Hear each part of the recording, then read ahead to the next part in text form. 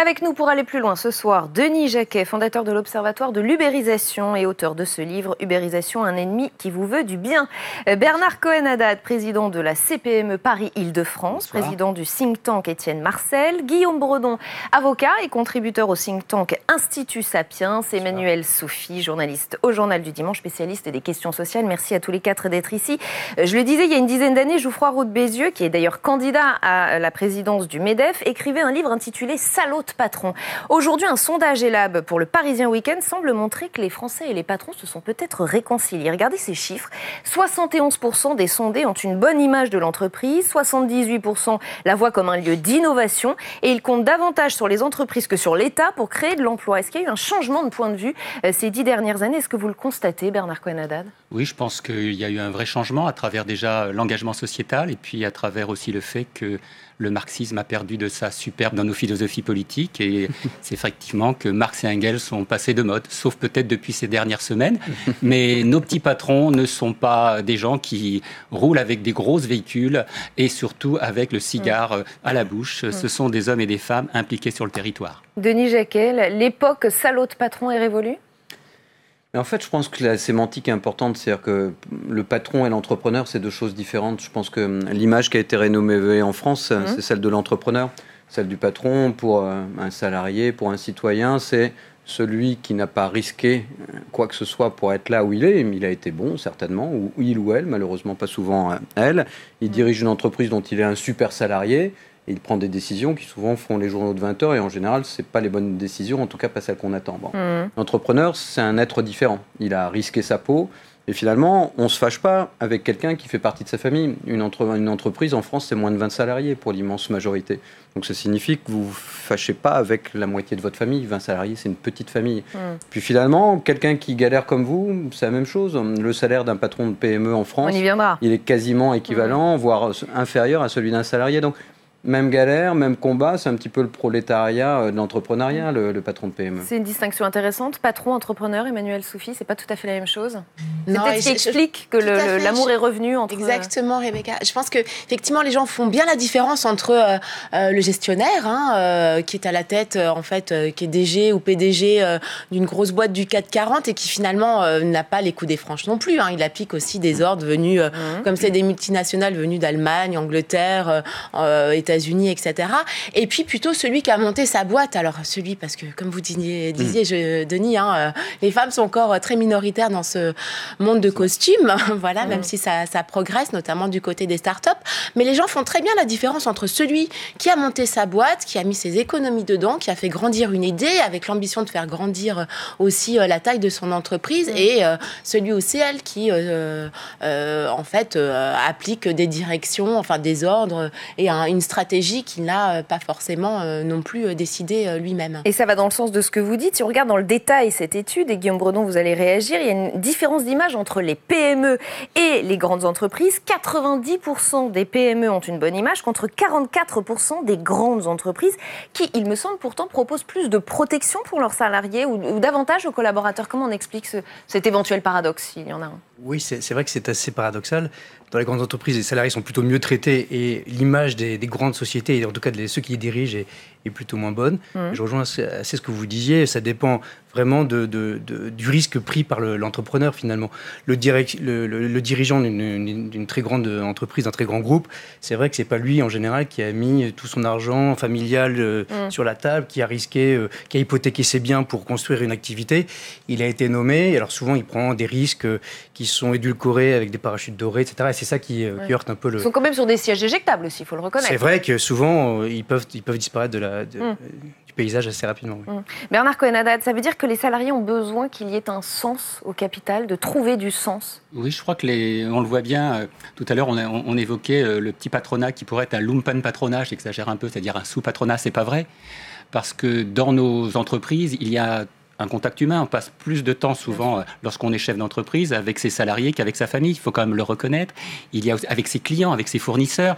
Et il y a depuis un certain nombre d'années une volonté de trouver du sens, de trouver une implication, une responsabilité sociétale. Je viens beaucoup parce que les entrepreneurs aujourd'hui, les jeunes que l'on rencontre tous dans le cadre de nos activités, ont besoin de s'impliquer pour faire quelque chose. On parlait tout à l'heure, fort justement, du projet entrepreneurial. Aujourd'hui, on fait un projet entrepreneurial dans la cité, dans le département, dans la région, avec une réflexion beaucoup plus large que nous avions. Avec une envie de changer les choses. Avec une envie de changer le monde, mais aussi avec une vraie, comment dirais-je, volonté d'avoir une exigence économique et un engagement.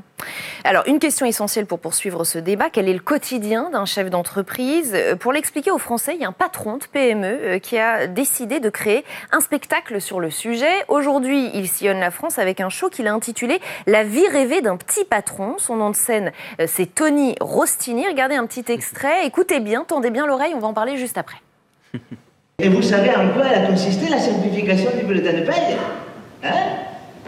Ah, c'est pas comme au Canada. Hein? Non. Ils nous ont enlevé une ligne. Et ils en ont rajouté deux. Vous savez, je crois que la simplification administrative, on l'aura jamais. Alors j'ai décidé de prendre les choses en main. Alors, c'est un clin d'œil humoristique, vous l'aurez compris, mais est-ce que ça décrit une réalité finalement assez méconnue du chef d'entreprise qui est tout le temps empêtré dans une paperasse sans fin, Denis Jacquet ? Je crois que les personnes ne se rendent compte en réalité du quotidien de l'entrepreneur, mais ce qui est le plus marquant... Vous préférez entrepreneur à chef d'entreprise, hein ? Oui, j'aime pas ces notions de patron ou de chef en fait. D'accord. Ça a une connotation un peu limitée et comme je suis un peu indiscipliné, j'ai du mal avec tout ce qui rappelle une vague forme de hiérarchie. Alors, ce Donc, quotidien l'entrepreneur, voilà, il se lance, mais c'est un quotidien difficile, mais en réalité, au-delà des difficultés quotidiennes, financières, fin de mois, des formalités administratives, c'est l'immense solitude qu'on perçoit assez peu. C'est-à-dire que quand on crée tous des réseaux associatifs ou syndicats, etc., ce que cherchent les gens quand ils viennent, c'est de pouvoir parler à quelqu'un de leurs problèmes. Et en réalité, on ne voit pas à quel point, à un moment donné, on a besoin nous-mêmes de notre propre psy à qui on en parle. Vous ramenez ça à la maison, vous détruisez votre famille, parce que vous n'allez pas revenir en disant « Aujourd'hui, j'ai encore eu l'inspecteur des impôts, demain, c'est l'URSSAF. » Non, sachant que vous rentrez déjà tard et que vous n'avez déjà pas vu vos enfants. De toute façon, tout le monde est couché. Mais bon. Et vous les verrez éventuellement demain matin, vous n'allez pas les polluer avec ça. Mais c'est surtout ça le plus dur, en fait. C'est cette forme de solitude où vous n'avez pas quelqu'un avec qui partager des décisions qui engagent souvent la vie personnelle autant que la vie professionnelle et sur lequel vous ne pouvez pas, dont vous ne pouvez pas vous débarrasser aussi facilement. Donc c'est ça qui est un petit peu compliqué dans ce quotidien de l'entrepreneur. On l'a cherché en même temps. Emmanuel Soufi, oui, alors justement. Moi, c'est ce que j'allais dire, voilà. Après, quelque part, c'est quelque chose qui est une forme de carrière aussi. Enfin, c'est un choix de vie, donc un choix professionnel.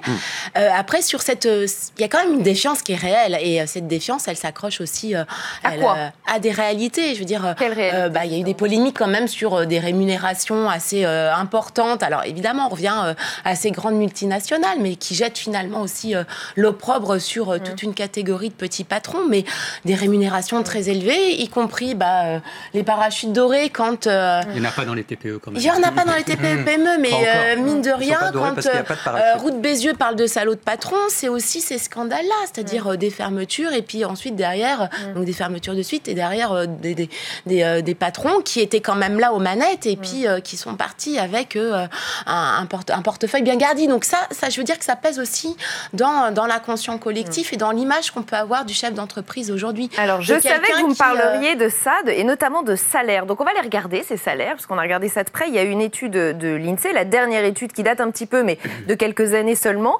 Ils sont évidemment supérieurs à ceux des salariés, hein, on ne va pas se le cacher. Le salaire mensuel net d'un dirigeant d'entreprise de moins de 20 salariés s'élève en moyenne à un peu plus de 4 200 €, vous le voyez. Il grimpe à plus de 6 400 € pour les entreprises dont les effectifs sont compris entre 20 et 50 personnes et près de 9 000 € pour les plus de 50 salariés. La rémunération des patrons du CAC 40, elle, dépasse les 5 millions d'euros annuels en moyenne et c'est en hausse de près de 14% en 2017. Qu'est-ce qu'il faut se dire, Guillaume Bredon ? Ils sont trop payés, raisonnablement payés ? C'est évidemment par rapport à ce qu'ils font, c'est normal. Qu'est-ce qu'il faut se dire ? Moi, je pense que le salaire répond à la loi de l'offre et de la demande, notamment pour les grands patrons. On dit toujours qu'ils sont trop payés. Le problème, c'est qu'il faut trouver des dirigeants qui sont capables de diriger ce type de société. Et si donc avec les compétences, vous voulez dire ? Avec les compétences, c'est pas évident de piloter des entreprises de plus de 10 000 salariés avec des milliards de chiffre d'affaires. Et donc, si les actionnaires acceptent de payer ce prix-là, et ils l'acceptent d'ailleurs de moins en moins, c'est que ça a une valeur et que donc, si vous ne payez pas, vous ne trouvez pas les bonnes personnes, les bonnes compétences. Et donc, malheureusement, ou heureusement, ça dépend de comment on regarde les choses, ça répond à la loi de l'offre et de la demande. Pour les salaires des petits patrons ou des patrons de moyennes entreprises, là, je pense qu'il n'y a pas de déraison. Les salaires sont à peu près en ligne avec les rémunérations des salariés. Dans beaucoup d'entreprises que je conseille, le patron n'est pas celui qui est payé le mieux.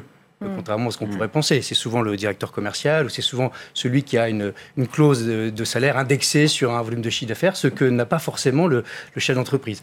Alors bien sûr, il se rattrape quand il revend son entreprise s'il a la chance de le faire, mais vous voyez, il n'y a pas de disproportion. Ce qui fait vraiment râler, je pense, la population, c'est effectivement les écarts de rémunération qu'on peut constater entre les grands groupes, enfin les rémunérations des patrons des grands groupes, et puis la très grande majorité de leurs collaborateurs. Mais souvenez-vous, il n'y a pas très longtemps, la polémique qu'il y a eu sur la rémunération du patron de Renault et de PSA, avec une augmentation assez forte qui a été votée et des rémunérations qui n'étaient pas du tout à la hauteur ensuite pour la moyenne des salariés. Non, mais ça joue, je pense, forcément dans l'opinion que les Français peuvent avoir aussi de ces chefs d'entreprise. Bien sûr, mais c'est aussi pour voilà, la dichotomie ou la différence qu'il peut y avoir entre leur quotidien à eux et celui de chefs d'entreprise. Et dans nos PME, je crois que vous avez évoqué un chiffre moyen. Il faut attirer l'attention de ceux qui nous écoutent et puis donner aussi un peu d'honneur à ceux qui travaillent tous les jours, que parfois le conjoint collaborateur n'est pas rémunéré. Donc on est beaucoup moins que ces 4 000 et quelques euros qui ne touchent pas le chômage. Il y a aussi parfois, je vous rappelle, des indépendants qui peuvent être des médecins dans des déserts où on a du mal effectivement à faire les fins de mois. Et pourtant on se déplace et on joue un rôle très important sur le territoire. Ça c'est important. Et puis il y a des distinctions en fonction des professions. On n'est pas payé de la même façon si on est un boucher ou si on est effectivement un pharmacien. Ça, c'est une réalité et c'est pour ça, je pense qu'il faut éviter l'amalgame et puis aussi cette hiérarchie parce qu'on gagne beaucoup d'argent, on est un homme heureux ou une femme heureuse. Ça fait partie un petit peu du passé et tournons la page de ces références-là, si vous me le permettez. Denis Jacquet ? En fait, on a l'obligation de réussir et il faudrait qu'on ait honte de se payer de temps en temps. Donc ça, c'est un petit peu... Ça, c'est français, c'est typiquement français. C'est complètement français. Enfin, moi, j'ai vécu longtemps aux États-Unis, on n'entendrait jamais ça aux États-Unis. En même temps, les différences aux États-Unis sont bien plus criantes. Enfin, nous, on trouve que nos grands patrons sont payés. L'écart entre un ouvrier et un grand patron aux États-Unis, il est de 300 maintenant. Donc, on est très au-delà des critères français. Ils sont raisonnablement payés sur la terre entière.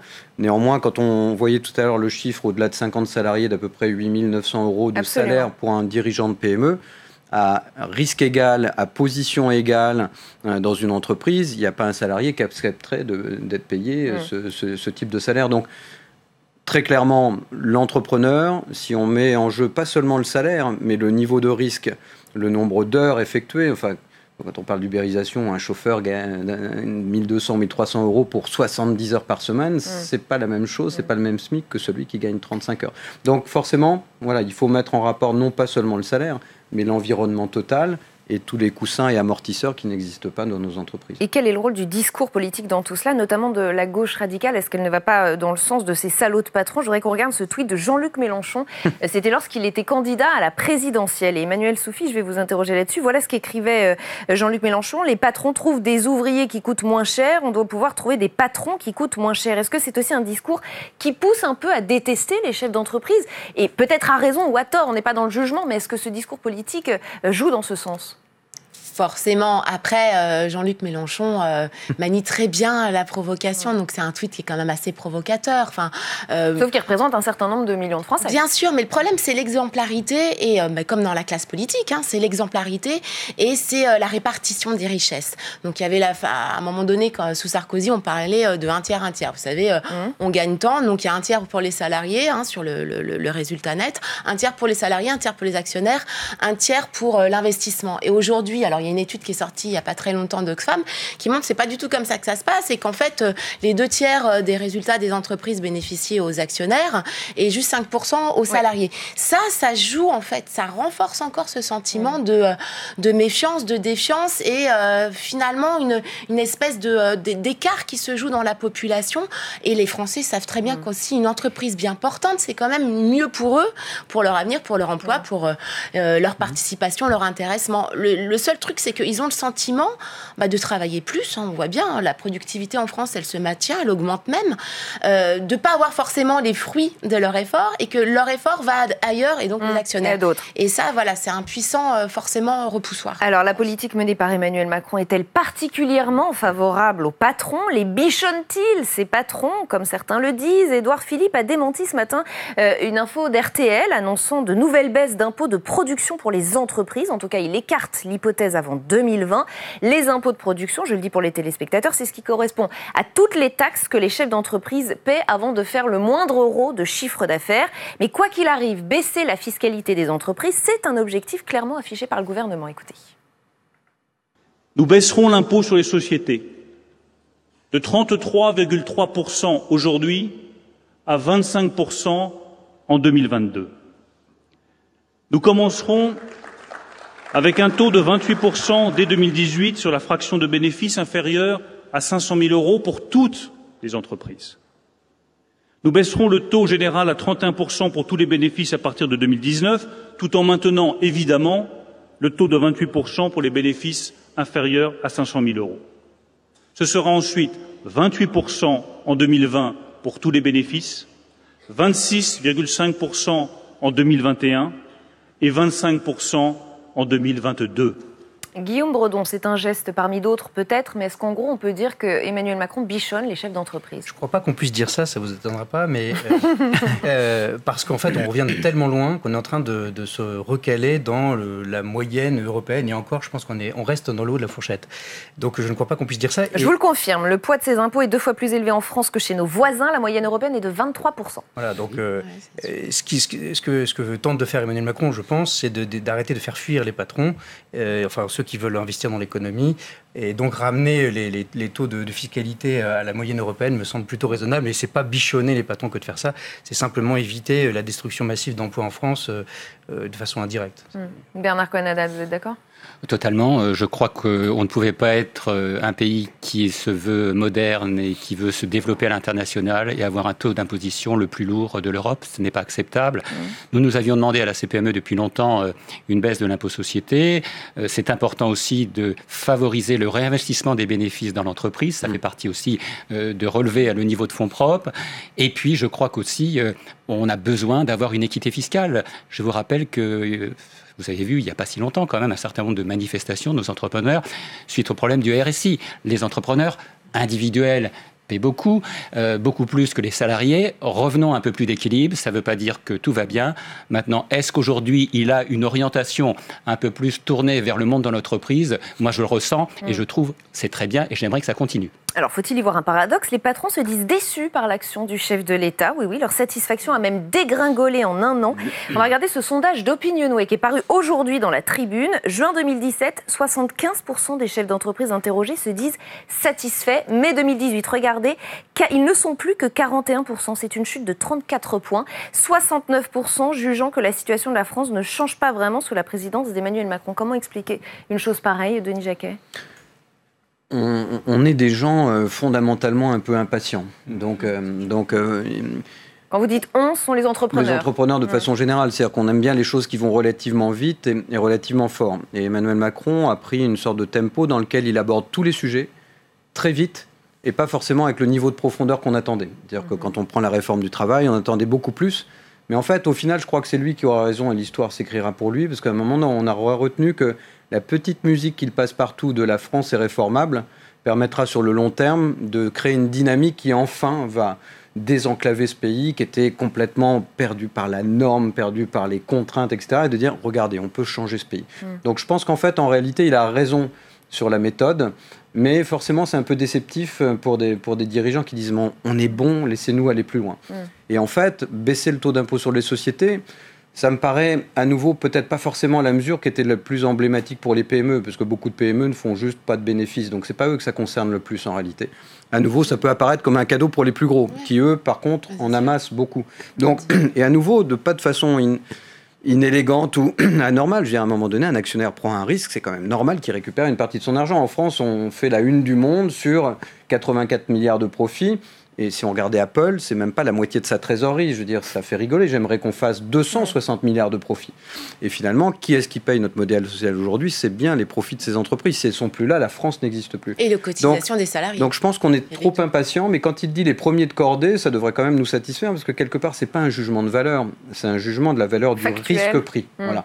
Donc on ne mesure pas la valeur des gens. Moi, mes salariés sont aussi importants que moi. Sans jeu, voilà. Bien sûr, c'est sur le juste plan que humain, on est tous l'entrepreneur, d'accord. il n'est pas meilleur que les autres, il est juste indispensable. C'est-à-dire qu'à un moment donné, il faut que ces 2% de fous furieux qu'on trouve dans tous les pays du monde, qui s'appellent les entrepreneurs, acceptent de prendre tous les risques pour mener une passion complètement égoïste, mais d'utilité collective, qu'est l'entrepreneuriat. Donc il faut qu'on arrive à inciter ça, et je pense qu'on devrait plutôt être heureux.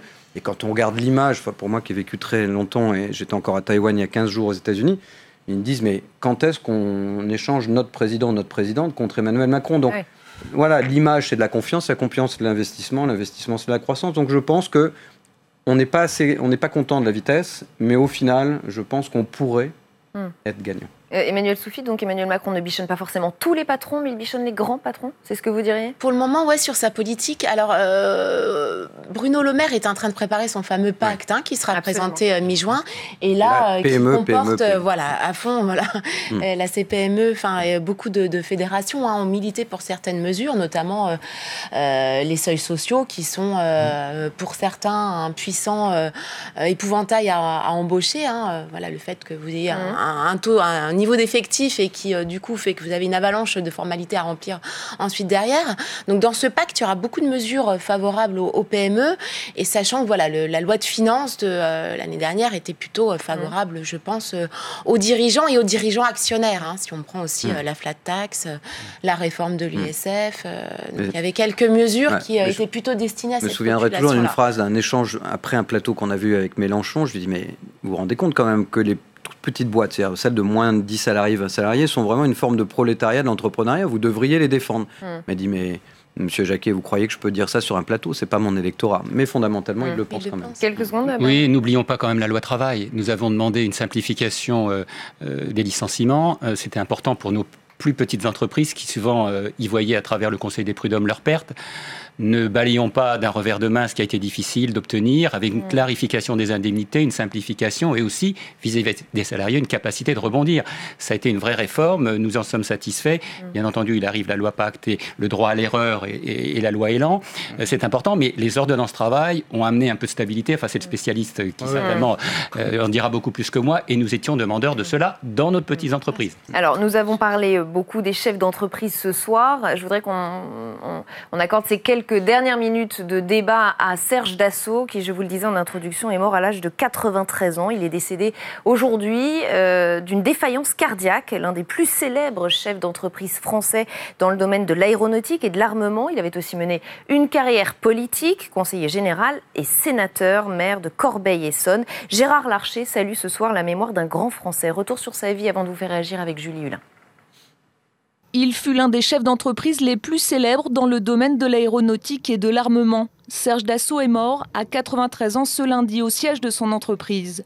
Le groupe Dassault, dont il était le président depuis la mort de son père en 1986. Proche de Chirac, engagé au RPR puis à l'UMP, il est élu maire de Corbeil-Essonnes en 1995.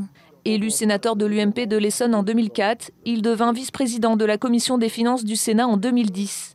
Il restera l'un des parlementaires qui a le plus défendu le monde de l'entreprise. Le problème, c'est que les entreprises n'embauchent que lorsqu'elles ont du boulot. Si elles n'ont pas de travail, elles n'embauchent pas pour leur donner 10 000 euros, 2 000 euros, 100 000 euros. Ce qui va réduire le chômage, c'est la flexibilité de l'emploi. Personnage controversé maintes fois dans le collimateur de la justice, il est condamné à 5 ans d'inéligibilité en février 2017 pour blanchiment de fraude fiscale et omission de déclaration de patrimoine parlementaire. Il avait fait appel de la décision de justice et devait être jugé la semaine prochaine. Et réaction d'Emmanuel Macron ce soir, la France perd un homme qui a consacré sa vie à développer un fleuron de l'industrie. Bernard Cohen-Haddad. Oui, pour moi, Serge Dassault, c'est un grand chef d'entreprise et surtout un grand patron de presse et aussi un avionneur, l'industrie aéronautique française au top, Après, il y a effectivement des polémiques politiques et de financement des partis politiques. Tout ça, ça ne nous appartient pas, en tout cas moi, chef d'entreprise. Mais je reconnais cette dynamique industrielle en Europe et dans le monde, et c'est très bien pour nous. Guillaume Bredon ? Moi, ce que je regretterais, c'est qu'il n'y ait pas plus de chefs d'entreprise parlementaires. Quand vous regardez la constitution du Parlement français, elle est dépourvue de chefs d'entreprise. Parce qu'évidemment, c'est difficile. C'est un peu en train de changer avec l'ère Macron. Oui, peut-être, mais je crois pas que fondamentalement les choses aient changé de ce point de vue-là, en tout cas. C'est regrettable parce que qui mieux qu'un patron peut défendre les intérêts de l'entreprise et cette vision du monde dans l'entreprise, dans l'Assemblée nationale, dans l'hémicycle. Voilà.